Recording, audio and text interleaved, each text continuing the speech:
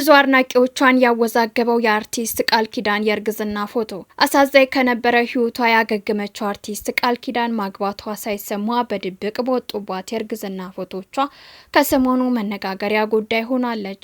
በማህበራዊ ሚዲያው ላይ ሲዘዋወር የነበረው የሁለቱ ተወዳጅ አርቲስቶች ፎቶ በመውጣቱ ከፍተኛ ትኩረትም ስቧል። ብዙ አድናቂዎቻቸውና ወዳጆቻቸው በጉዳዩ ላይ የተደናገጡ ሲሆን ሁለት የተለያዩ ሀሳቦችም ሲንሸራሸሩ ሰነባብተዋል። ቃል ኪዳን ከዚህ በፊት አንድ ልጅ ካፈራችበት የሞቀት ትዳሯ ካስተናገደችው አሳዛኝ የህይወት ፈተና አንጻር አሁንም እንድታገግምና ወደ አዲስ ህይወት እንድትሸጋገር የማይፈልጉ እንዳሉ ለማወቅ ችለናል። የዚህች ዓለም የህይወት ቆይታችን ትንሽ መሆኑን ባለመዘንጋት አርቲስቷን ከማይመጥኑ ሀሳቦች መራቅና በሰው ህይወት ላይ ውሳኔ ያለመስጠት ተገቢ መሆኑን ማወቅ ያስፈልጋል። ታሪኩ ባባ ጉድህን አየህ፣ ህይወት ይቀጥላል የሚሉ ኮመንቶችም ሲንሸራሸሩ ነበር።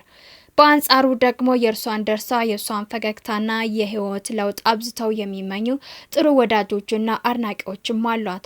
ከነበረባት መራር የህይወት ጉዞ ማገገማ አዳዲስ ስራዎች ላይ ድንቅ ብቃት ማሳየቷ መልካም አጋጣሚ መሆኑንም አንስተዋል። ለአንድ ወንድ ልጇ መልካም አባት እንዲገጥመው መልካም ምኞታቸውን ገልጸዋል።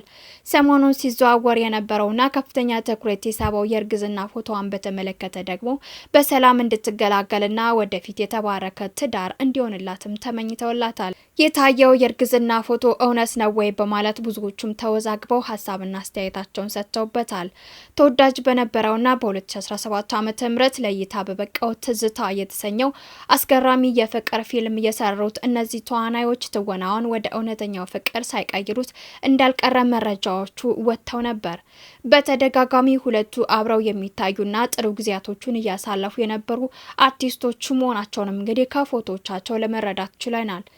በህይወቷ ብዙ ልብ ሰባሪና አሳዛኝ ጊዜያቶችን ያሳለፈችው ቃል ኪዳን ለብዙዎቹ ሴቶችም ጥንካሬና ችሎታን አብዝተው ይወዱታል።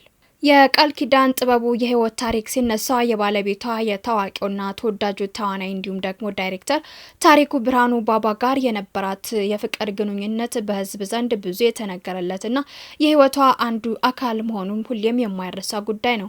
ታሪኩ ብርሃኑ ከሞተ በኋላ ቃል ኪዳን ለተወሰኑ አመታት ከኪነ ጥበብ ስራዎቿ ራሷን አግሏ የነበረች ሲሆንም በትዝታ ፊልም ነበር በቅርቡ ወደ አዲስ ስራዎቿ መመለስ የቻለችው።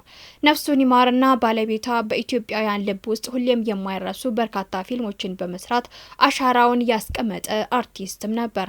ወደ 40 የሚጠጉ አያሌ ፊልሞችን የሰራ ሲሆን ሞቱ በብዙ ወዳጆቹ፣ አድናቂዎቹ፣ ቤተሰቦቹ ዘንድ ያስደነገጠና ያሳዘነ ጉዳይም ነበር። ቃል ኪዳን በመዲናው አዲስ አበባ ዶሮ ማነቂያ ተወልዳ አድጋለች። ከልጅነቷ ጀምሮ ለኪነ ጥበብ ስራዎች ልዩ ፍቅርና ተሰጥኦ ነበራት። ነገር ግን ወላጅ አባቷ አቶ ጥበቡ ለትወና ስራዎች ፍላጎት ስለሌላቸው ሀሳቧን ውድቅ ያደርጉባትም ነበር። በአንጻሩ ወላጅ እናቷ ወይዘሮ ዝናሽ ለሙዚቃ ልዩ ፍቅር ስለነበራት ፍላጎቷን ታከብርለትና ታበረታታትም ነበር። የእናቷ የቅርብ ጓደኛ የነበረችው ተወዳጇ ድምፃዊት ሄለን በርሄ አሁን ላለችበት ዝናና ተወዳጅነት በር የከፈተችላትም ናት። ወደ ፊልም ዓለም የገባችው የእናቷን የጥበብ ስራዎች በመከተል ሲሆን በወቅቱ በአቢሲኒያ የሞዴሊንግና የዳንስ ትምህርቶችን እንድትማር ሄለን በርሄ አስመዝግባት እንደነበር በአንድ ወቅት በሰጠችው ቃለመጠይቅ ሰምተናል። በትወናው ላይ ችሎታዋን በደንብ ያስመሰከረችበትና ለፊልም ካስቲንግ እንድትመረጥ ከፍተኛ አስተዋጽኦ ያደረገላት መሆኑን ከዚህ በፊት ከሰጠቻቸው ቃለመጠይቆችም ለማወቅ ችለናል። ከልጅነቷ ጀምሮ በርካታ የሞዴሊንግና የማስታወቂያ ስራዎችን በቁጥር ይህን ያክል ናቸው የማይባሉ ፊልሞችና ተከታታይ ድራማዎችን ሰርታለች። አርቲስቷ በትወና ችሎታ ብቻ ሳይሆን በቁንጅናዋም የብዙዎችን ቀልብ መሳብ የቻለች ናት። እናቷ በሰራቸው ማንን ነው የተሰኘው የሙዚቃ ቪዲዮ ላይ ከባለቤቷ ጋር ሞዴል በመሆን መስራታቸውም ይታወቃል። ከሰራቻቸው ፊልሞች መካከል ሰምታ ይሆን ሚስቴን ቀሙኝ፣ ደስ የሚል ስቃይ፣ ምዕራፍ 2፣ መሀረቤን፣ እውነት ሐሰት፣ ከደመና በላይ፣ አቶና ወይዘሮ፣ እሱና እሷ፣ 70 ደረጃ፣ የኔታ፣ ዘመን፣ ዝምታ፣ ትዝታ፣ ልባም፣ የጠፋ ጊዜ የሚጠቀሱ ሲሆን አጠቃላይ ወደ 30 የሚደርሱ ፊልሞችንም ሰርታለች። ከደመና በላይ በተሰኘው ፊልም ባሳየችው አስገራሚ የትወና ብቃት በ12ኛው የኢትዮጵያ ፊልም ፌስቲቫል ላይ የዓመቱ ምርጥ ተዋናይ በመሆን ተሸልማለች። በተመሳሳይ በዘመን ፊልም በለዛ አዋርድ ላይም ሽልማት ተቀብላለች። በትዝታ ፊልም እንዲሁ በተመሳሳይ የአመቱ ምርጥ ተዋናይ በመሆን ሽልማት ተቀብላለች። አርቲስት እንግዳ ሰው ከዚህ በፊት ከአርቲስት ኑሐሚን ጋር በተመሳሳይ ፎቶዎች ወጥቶባቸው የነበረ ሲሆን ከሴት አርቲስቶች እግር ስር የማይጠፋም ነው። ብዙ ጊዜ በሴት አርቲስቶች ጋር በመሆን ይታማል። ከቃል ኪዳን ጋር በወጣባቸው የእርግዝና ፎቶ ከዛሬ 2 ዓመት በፊት ሰይፉ በኢቢኤስ ላይ መልስ ሰጥቶበትም ነበር። ነገሩም እንዲህ ነው። አንድ ፊልም ላይ እርጉዝ ሆና የምትሰራበት ገጸ ባህሪ በመኖሩ አጋጣሚ በቦታው በመገኘቱ ፎቶውን ተነስቶ ስቶሪ ማድረጉን ነበር የተናገረው።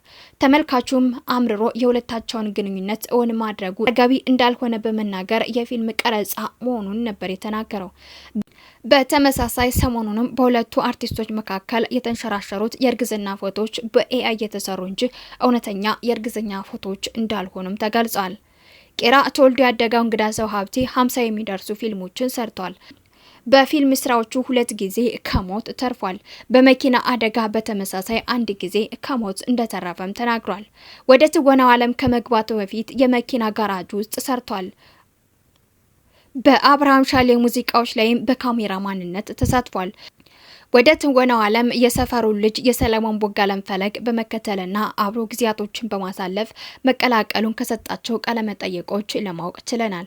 ከትወናው ባሻገር በቢዝነስ ስራዎች ላይ የሚሳተፍ ሲሆን የራሱ የሆነ ሬስቶራንትና የግብርና ውጤቶችን ዘርቶ ለሽያጭ የሚያቀርብ የራሱ መሬትም አለው። በቴሌቪዥን ተከታታይ ድራማዎች ላይ ቴዲ በሚል ቅጽል ስሙ የሚታወቀው እንግዳ ሰው ሀብቴ በተለይም በኢቢኤስ ቴሌቪዥን ይተላለፍ በነበረው ሞጋቾች ተከታታይ የቴሌቪዥን ድራማ ላይ በተመልካቾች ዘንድ ተወዳጅነትና ዝናን አስገኝቶለታል። ከሰራቸው ፊልሞች መካከል ግልጽ ጦርነት፣ ባለክራር፣ ትዝታ፣ ጃናሞራ፣ ባለቀ ሰዓት የተሰኙ በህዝብ ዘንድ ተወዳጅ የሆኑ ስራዎቹ ተጠቃሽ ናቸው።